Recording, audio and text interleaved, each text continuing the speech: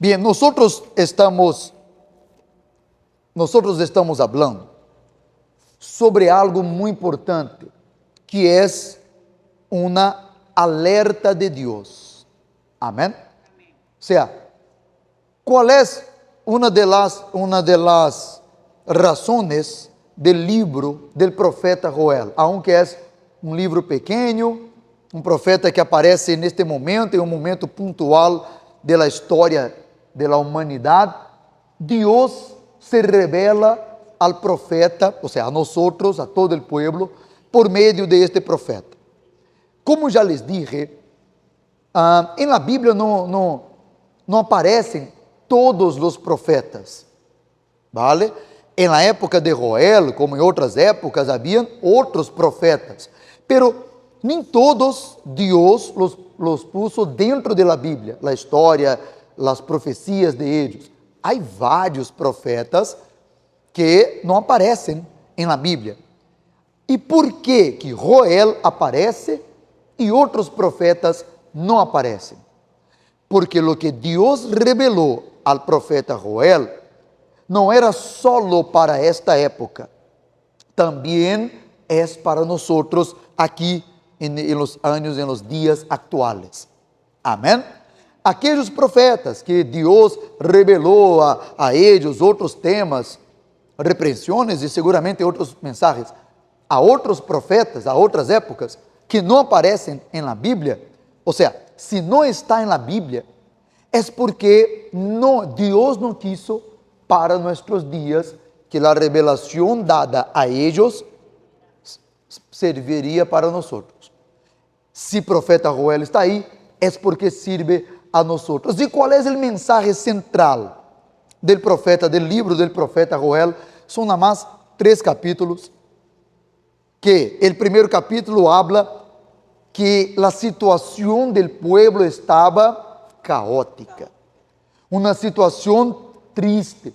O pueblo estava em la pobreza, o pueblo estava triste, o pueblo estava apartado de Deus. E o motivo por que plagas, situações, tristeza, era os mesmos serviços del sacrifício, del templo de Deus, estava zero, parado, porque não havia temor, não havia fé, não havia ofrendas, não havia nada, cada um buscando, porque imagina, em uma situação de luto, uma situação de guerra, cada um busca sobreviver. Então, vocês imagina, em uma situação de pobreza extrema, quem nesta época aí, pensava, eu vou levar minha ofrenda ao templo. Não, cada um estava dentro de sua casa buscando o que comer. Então, nadie tinha, pero mesmo em uma situação assim, Deus ele usa o profeta Joel para trazer um alerta, dizendo, oiga, solo está assim, porque ustedes estão, ¿qué? Apartados de minha presença. Então, é o que muita gente não entende. Não, pastor, não me alcança a ir à la igreja ou buscar de Deus, porque estou buscando a maneira de sobreviver. E é exatamente al revés, o opuesto. Só está buscando a maneira de sobreviver, só tem que buscar, porque estão apartados de Deus. ¿Me explico? ¿Sí ou não? Um exemplo sencillo para os dias atuais. Há alguns que dizem, não, eu não vou à igreja porque não tenho dinheiro para o passagem, para ir à igreja. Pero é al revés, solo não tem a condição porque não vem a buscar de Deus. Não é que a pessoa deixou de vir porque não tem a condição, solo está mal a condição porque não vem a buscar de Deus. Então, o que muitas pessoas não entendem é que se você não coloca Deus em primeiro lugar, todo lhe vai mal. E o ser humano tem esta tendência, o ser humano tem naturalmente esta tendência de buscar a maneira com a própria capacidade, com a força de seu braço, com sua própria inteligência. Sabe? Cada um vai pensando a sua maneira, dizendo, não, eu tenho que buscar a maneira. Quantas vezes he escutado isso?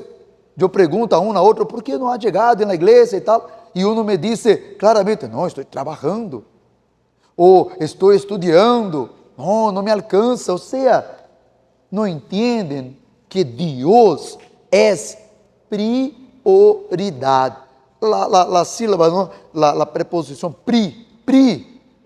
prioridade, primeiro, principal, príncipe, principal, ou seja, ele tem que estar em primeiro. Gente, o livro do profeta Joel é uma demonstração clara de que se as pessoas não colocam Deus, a palavra de Deus, a voluntade de Deus em primeiro lugar, elas não se acercarão a Deus. Porque entendam, se eu coloco coisas ou pessoas entre minha persona e Deus, se entre Deus e minha persona há coisas entre os dois, estas coisas me separarão de Deus, me afastarão de Deus e impedirão que eu escute a voz de Deus, que eu entenda o que Deus quer, que eu veja a Deus. Então, evalue, ore a Deus, que é o tema que vamos a tratar aí. Ore a Deus com sinceridade, perguntando a Ele, Senhor, que tipo de pensamento meu, que tipo de vontade minha, que tipo de coisas ou pessoas ou pensamentos, sentimentos, desejos estão entre minha persona e você, ou você e minha persona? Que coisas me Deus? Porque entre Deus e nós outros pode haver minha própria vontade. Entre Deus e eu pode haver pessoas que eu estou priorizando, seja família, relacionamentos, filhos, coisas que me preocupam mais. Não é muito difícil de fazer esta avaliação, não. Prestem atenção agora neste exame, que cada um pode fazer. Como descobrir se algo está ocupando o puesto de Deus? Como descobrir se algo está em primeiro que Deus? Há algo que você gasta mais tempo com esta coisa? Há alguma coisa que você passa mais tempo preocupado? ¿Se acuerdan que les expliquei sobre esta palavra preocupado? Que já está ocupando antes. Ocupado, preocupado. Que é que está ocupando sua mente, ou preocupando? Está ocupando hoje e está preocupando de manhã, de depois de manhã. Já está lleno a cabeça. Já estou preocupado.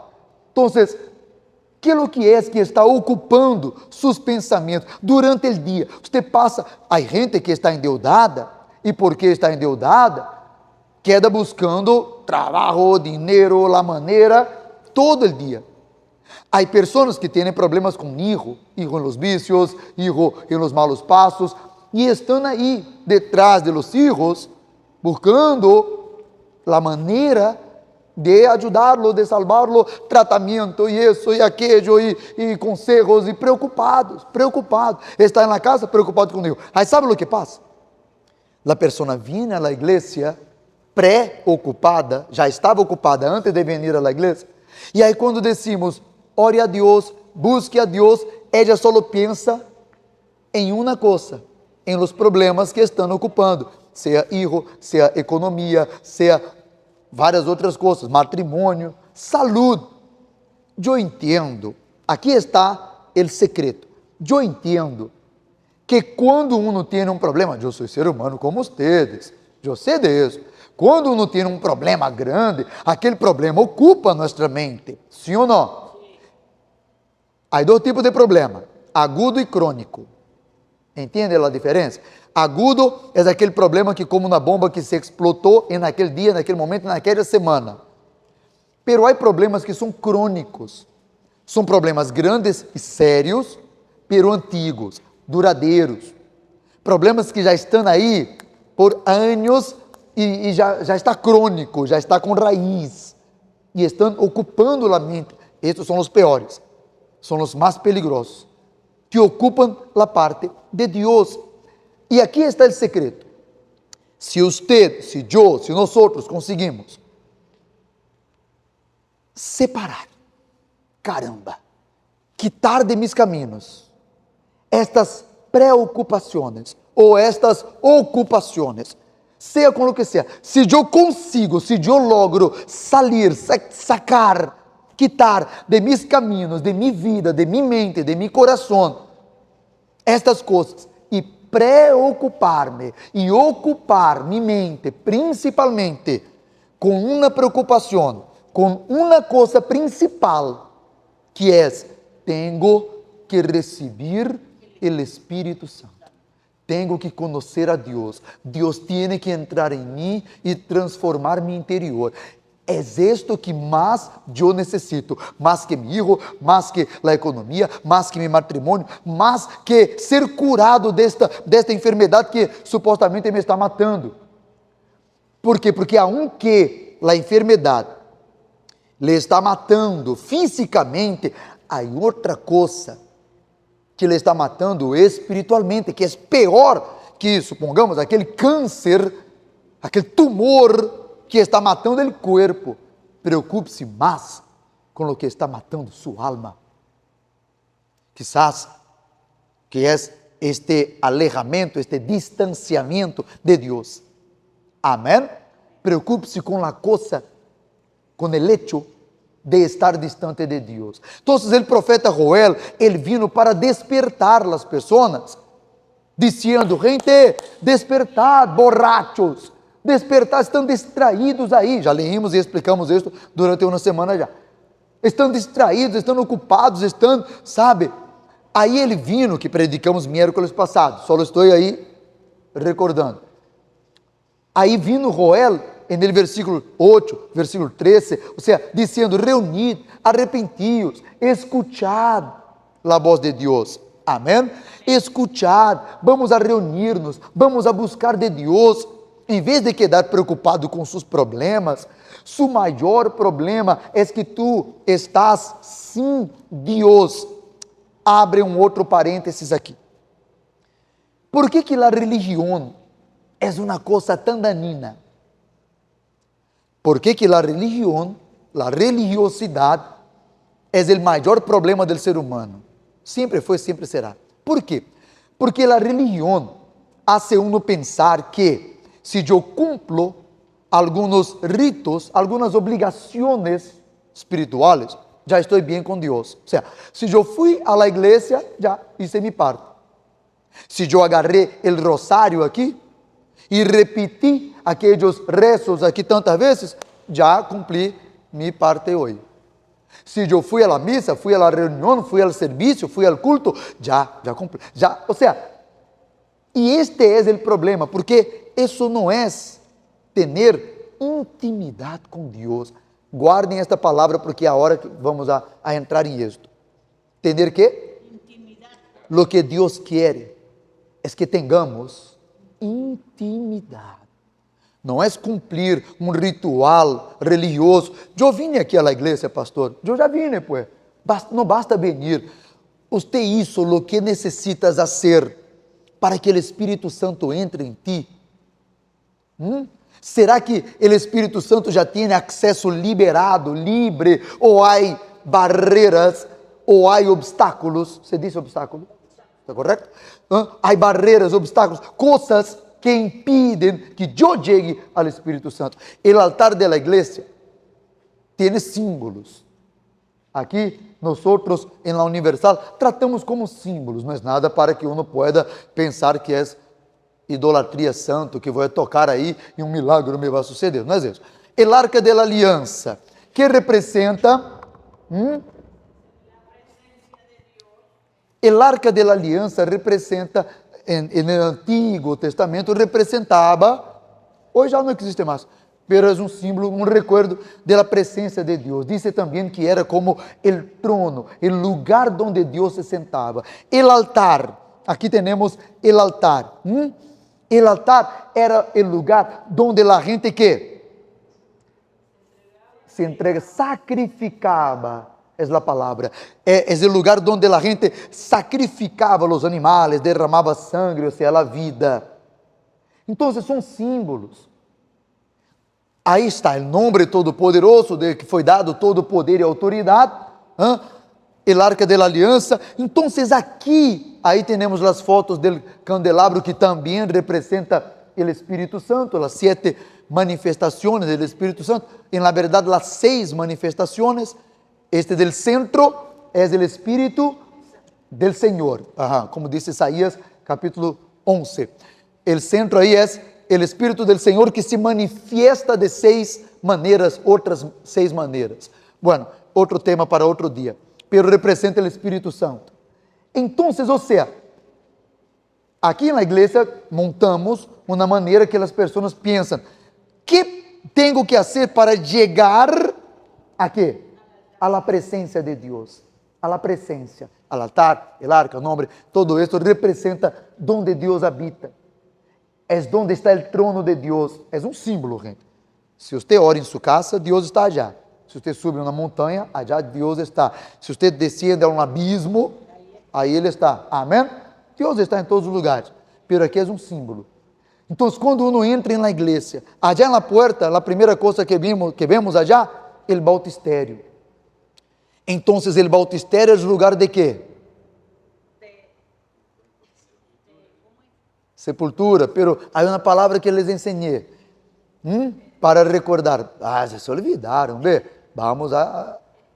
Allá es lugar de decisión, correcto, sepultura, entregar, pero guarda esta palavra, decisión. Entonces, allá en el bautisterio es lugar de tomar la decisión. Yo asumo Jesús en mi vida. A partir de hoy, voy a obedecer la palabra de Él, lo tendré como mi único Dios, acepto la palabra de Dios como mi guía, como mi única fuente de la palabra de Dios, es la Biblia. Son juramentos que uno hace para bautizarse. Amén. Entonces uno sale del bautisterio y comienza a cambiar, a limpiar-se, a vida, deja amistad, deja isso, aprende isso, sigue chegando à igreja, aí sentadito, para aprender o que agrada e o que não agrada a Deus.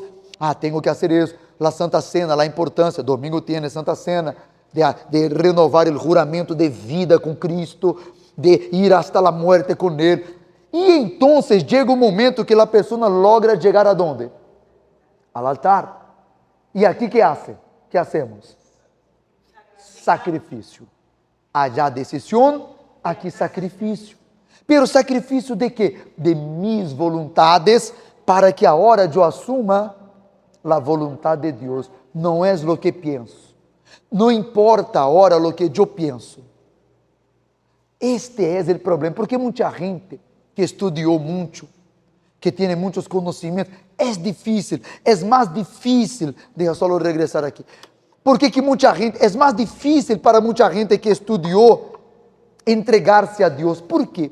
Porque elas estão llenas de conhecimentos e pensam que sabem. E para ser de Deus, uno tem que agarrar o que pensa, o que crê, o que a ciência humana e sacrificar e passar a crer na ciência divina. Que quando uno entende bem a palavra de Deus e a ciência humana, é a mesma. Estão conectados. A ciência humana só é uma fração, um pedacito de la de Deus.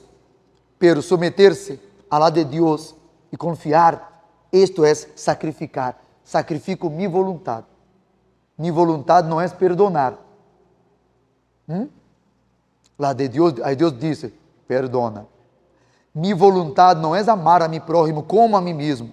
Mi voluntad é primeiro eu. Para mim primeiro. Primeiro, se eu estou bem, já. Pero eu tenho que amar a mi prójimo igualito a mim. Eu não posso desejar mi salvação primeiro. Tenho que desejar nuestra salvação. Afinal, o Padre é nuestro. Afinal, o pão é nuestro, pão nuestro de cada dia. Leia, por favor, o versículo 12. Joel, capítulo 2, en el versículo 12. 12. ¿Ya? que dice el título. Épale, invitación al arrepentimiento. A uma hora, ¿encontraste, Tomás? ¿Ya? A uma hora, declara el Señor, volved a mí, ¿ve? Volved a mí de todo corazón. ¿Cómo? ¿De qué manera? Con ayuno, llanto. Epa, brincaste el llanto ahí. Llanto y lamento. ¿Ve? ¿Verdad? ¿No es así que está ahí? Primero, de todo corazón, con ayuno, llanto y lamento. Rasgad vuestro corazón, no vuestros vestidos, porque los judíos en esta época tenían una costumbre religiosa, una tradición de rasgar las vestiduras como una señal de tristeza o cosas así. Y él dijo, rasgad vuestro corazón, no vuestros vestidos. Volved ahora, ¿a dónde? Al Señor vuestro Dios, porque Él es compasivo y clemente, lento para la ira, abundante en misericordia, y se arrepiente de infligir el mal. Mírame por favor un poquito, vamos masticar, vamos entender, vamos a pensar. El pueblo estaba apartado de Dios, por eso la palabra volved. Volved. Ele não te vai condenar não, porque esta é, sabe, este é o argumento que mais Satanás ele usa a las pessoas. Deus não me vai aceitar, porque eu pequei lo que já havia pecado, eu pequei de novo a lo que já havia pedido perdão, e Deus me havia perdonado, e agora eu caí de novo. E aí a mente humana piensa que la mente de Dios, que la misericordia de Dios es igual que la del hombre. Porque la del hombre, si usted lo lastima, lo ofende una vez, 2 veces, 3 veces, ya uno ya sabe lo que pasa. Es que muchas veces nosotros juzgamos como si Dios fuera humano. E pensamos assim, Deus não me vai perdonar, porque eu já lhe prometi 1 milhão de vezes, ou 10, 20 vezes, a mesma coisa, e volvi a cair, pero la misericórdia de Deus não é igual que la de homem, la justicia, el juicio de Deus não é igual. Volved, vuelva, pero eu já havia prometido, prometa de novo, pero desta hora cumpla, e se eu não cumplo, volved. Pero Deus quer que você vuelva um dia, tu vas a volver, não é possível. Se não vuelves, não é culpa de Deus, pero Deus estará sempre aqui para perdonar, desde que eu não cambie. O título diz, invitação ao arrependimento. Deus te invita a tomar a decisão, a bautizar-se. Deus te invita, sacrifique, entrega sua vida ao Senhor. E aqui está o secreto. Estamos lendo o profeta Joel, que vino antes de Jesus. Pastor, de que maneira uno se entrega a Deus? Basta entender que Jesus é o caminho. Ele, calma, só está aí. El caminho. Porque cada uma dessas palavras, caminho, verdade, vida, tem vários significados. Jesus é o caminho. Vale? Caminho. É por Ele. É através das enseñanças de Ele. Não é de outro. Não é a opinião de outro, o que outro pensa, o que outro diz. Sabe? Há muita gente que sigue as ideias de Buda. Ok, eles seguem para allá. Dizem que são ideias bonitas, ideias motivacionais. Ok. Pero para mim não me importa. Há os que creem e seguem as ideias de Mahoma, lo que ele dijo, la filosofía, las leyes, las cosas, bueno, ellos siguen para allá. Yo creo en Jesús, entonces yo voy a creer nada más en las palabras de Jesús. Voy a leer, pero ahí viene la pregunta, ¿usted ha leído lo que Jesús piensa?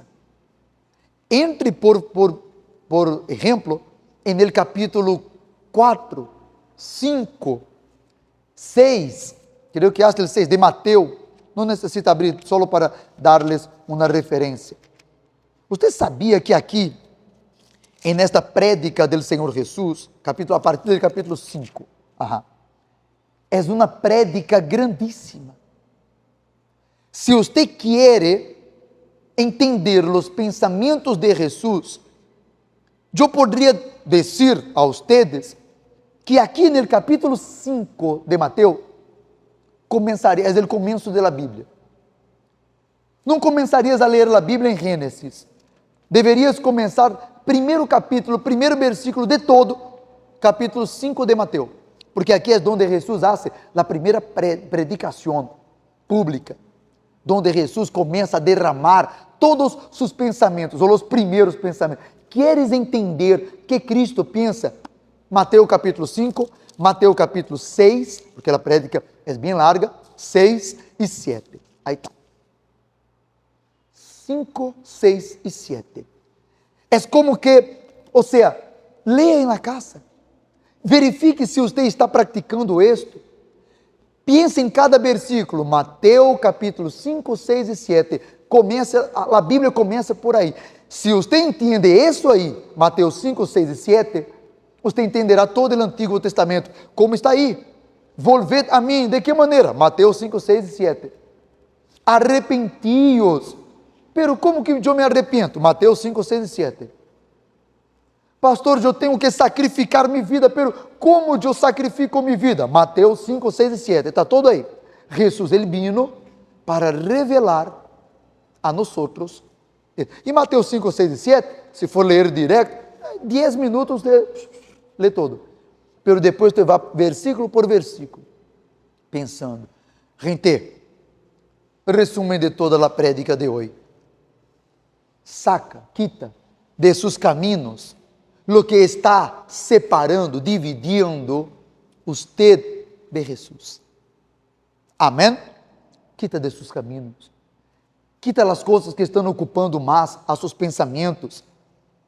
Se você passa todo o dia não preocupado em agradar a Jesus, mas preocupado em isso, em aquilo, resolver problema, agradar a minha satisfação, minhas vontades, meus desejos, você não receberá, não poderá receber o Espírito Santo, porque o caminho não está liberado. Sabe, gente, libera, sacrifica as coisas que lhe impedem chegar a Deus. Amém? Primeiro se passa por el altar. Por isso que em la Bíblia, en el templo del Senhor, no Antigo Testamento, el altar não quedava aqui. ¿Dónde quedava el altar? En la puerta. Porque primeiro, para chegar a la presença de Deus, uno tinha que passar por la entrega, el sacrifício. Sacrifícate. Primeiro. Hoje está todavia adelante, está antes del arca. É um símbolo. Primeiro sacrifico, para depois ter acesso a la presença, al trono, al Espírito de Deus. Amém? Póngase de pé, por favor, em seus lugares. Graças a Deus. Digam todos, graças a Deus. Gente, se você medita em esta palavra, se você medita em esto durante o dia, Deus hablará contigo. Se você medita com sinceridade e haz tu oração sincera, leia Mateus 5, 6 e 7. Estes capítulos deveriam estar em nossa cabeça como gravados, como um tatuagem. Se queres memorizar versículos bíblicos, começa com Mateus 5, 6 e 7. Leia. São palavras que salieron diretamente de la boca de Cristo. As primeiras enseñanças, a primeira grande enseñança de Jesus. E aí tu tendrás acesso ao Espírito Santo. Aí Ele te vai guiar. Aí tu vas a entender que o pastor não vai necessitar ensinar-te assim, gente, tienes que evangelizar, hablar de Jesus. Naturalmente você vai hacerlo. Aí não vai necessitar del pastor dizer, gente, tiene que dar ofrenda aí para a obra de Deus, a palavra de Deus seguir. Naturalmente, uno mesmo vai dizer, eu quero que a palavra cresça. Eu vou a dar porque é para a palavra de Deus. Amém? O pastor não vai necessitar dizer, gente, há que perdonar, porque a palavra de Deus estará dentro suyo. E quando alguém lhe ofenda, você vai mirar para esta pessoa e vai pensar, é uma pobre alma que necessita de Deus, por isso ela reaccionou assim, por isso que ela me hizo daño, porque ela sofre. E uno solo dá lo que tiene. Então, se ela me dio lo malo, não é porque ela tem solo lo malo. ¿Me entiende? Solo tem lo malo para dar. Então, que vou esperar de uma pessoa que solo tem lo malo? Ela me vai dar lo malo. E se eu tenho lo bueno, eu vou dar lo bueno.